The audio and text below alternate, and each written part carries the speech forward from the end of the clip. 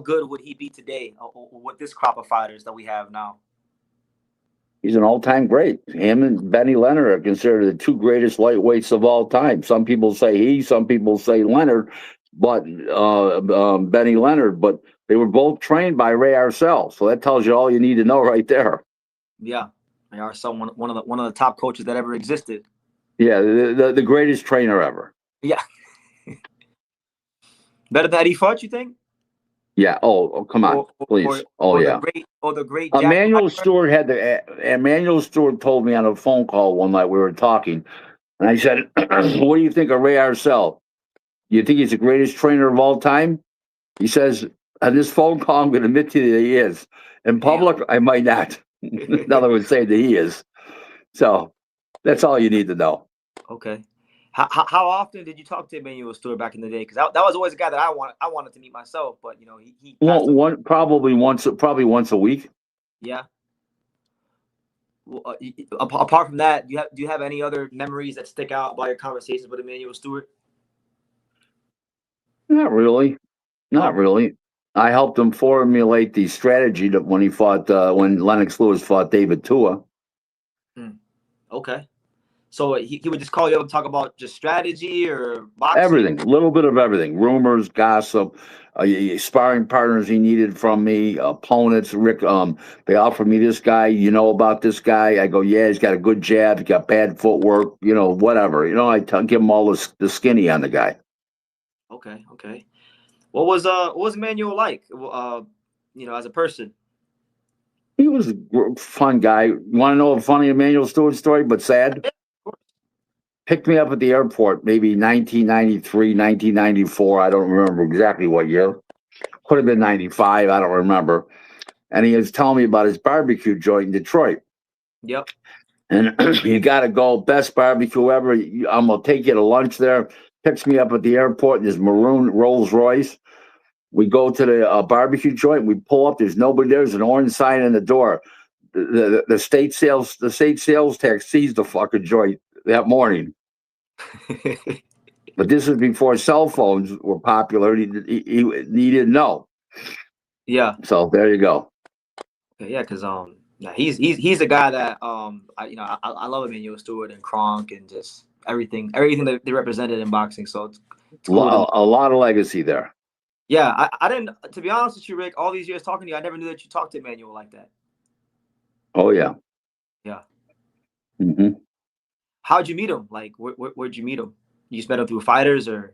Yeah, going to Detroit for fights at Auburn Hills and stuff, and I met him there, and we became real friendly, and he liked me and stuff. Then I was in the middle with him and Don King over the Cornelius Bundage thing when he was world champ, and Don and Emmanuel were fighting, and Don brought me in, and Emmanuel agreed to have me mediate the thing, and then he got mad when I sided with Don. Don was right. Don's a rights holder. Yeah, that's business. That's business. Yep.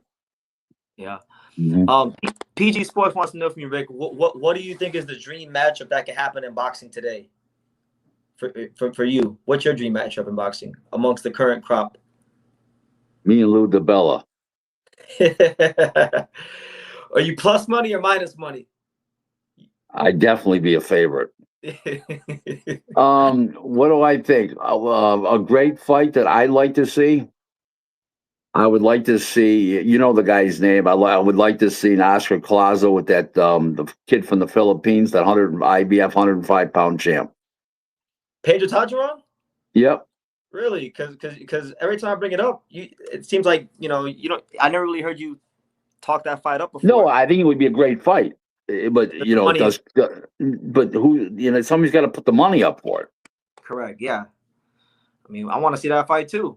I think that's the fight that would. I know you have Oscar on the pound list already.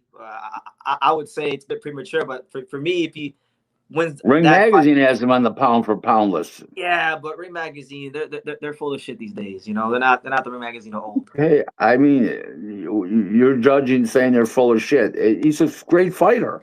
I didn't say he wasn't a fantastic fighter. All I know is when he won the title, my wife and I was sitting there at Fantasy Springs when he knocked out Marvel in Jerusalem. When Marvel in Jerusalem went flying through the air, okay, and my wife goes, "What was that?"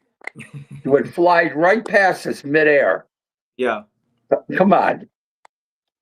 And then Marvin Jerusalem became a world champ again, going to Japan and winning the WBC title. So there you go. That was for the WBO title over there in Fantasy Springs. So there you go. I watched the fight. I know about Oscar. I've been making videos about Oscar. I know about Oscar. I like Oscar. I just don't think he should be pound for pound top 10 right this second. But if he beats Sandoval, then I would say, okay, for sure. Put him He's top Bam Rodriguez at 105 pounds. No. Hmm? Oh, you're saying he's Bam at 105? Yeah. Okay. He's the Bam of 105, 108, like the other guy is the Bam of 15 and 18. I mean, there's a lot of good fights there. I thought we talk about this all the time, but like, I wish he wouldn't be skipping up 2 weight classes, because at 108 pounds, there's a lot of really good fights. I got a problem with that too, yes, but I think it's going to be a great fight, no matter if he wins or loses. I don't think he can be in a bad fight. Just because of his style, like punching. Yeah, he's power. aggressive. He's a puncher. He's aggressive. He's left-handed. He fights like doesn't fight like a slick left-hander when he attacks. It's a good fighter. Rat Machine 87 says, Rick, your boy Oscar is scared of Pedro Taduran. That's what he's saying. Somebody's got to put money up. Yeah. He don't got a lot of money behind that. That is true. That's for damn sure. Who's Combo said, oh, did you ask Rick about Hamzah, Sheeraz, and Diego Pacheco? No, we did not talk about that. I like Hamzah, Sheeraz. Yeah, I like Pacheco in that fight. Okay. Yeah, well, hopefully they make it happen at some point, so we can see what's up. Let me see. I think I done ran through everything I wanted to ask you, Rick. Oh, you know what? No, I didn't actually. I never got your opinion on the Edgar Berlanga Stephen Butler fight. And what do you think is next for Edgar Berlanga? I don't know. It's a hard thing to talk about, because I really don't know. I don't know how big a fight he can get into. You know, he's about fighting for money, so I don't know how big a fight he can get into off that. But that was a hell of a fight, wasn't it?